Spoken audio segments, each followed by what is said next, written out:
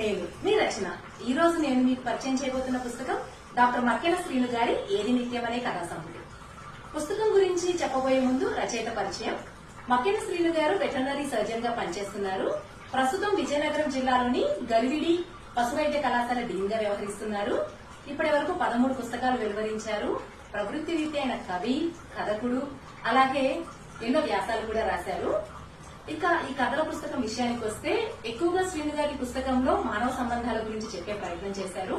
భార్యాభర్తల మధ్య ఉండాల్సినటువంటి పరస్పర గౌరవం గురించి, అలాగే తల్లిదండ్రులకి పిల్లలకి మధ్య ఇప్పుడు పెరిగిపోతున్న స్వార్థం రీత్యా సంబంధాలు ఎలా మారిపోతున్నాయి, అలాగే ఒకప్పటి పల్లెటూరి జీవనంలో ఈ సమిష్టి సహకారం ఎలా ఉండేది, అలాగే డబ్బు చుట్టూ మనిషి తిరుగుతూ ఎలా తన్ని తాను కోల్పోతున్నాడు, అలాగే నిజమైన దేశభక్తి ఎలా ఉంటుంది వంటి అనేక అంశాలను ఈ ఏది నిత్యం అనే కథా సంపుటిలో ఉన్న 10 కథల ద్వారా చెప్పే ప్రయత్నం చేశారు.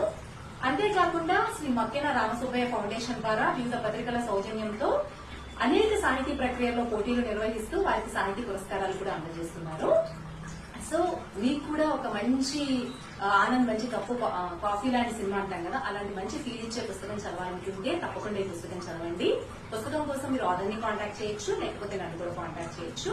మరి ఇంత మంచి పుస్తకం నాకు పంపించినటువంటి శ్రీను గారికి హృదయపూర్వక ధన్యవాదాలు తెలియజేస్తూ ఈ వీడియోని ఇంతటితో ముగిస్తున్నాను. మళ్ళీ వచ్చే వీడియోలో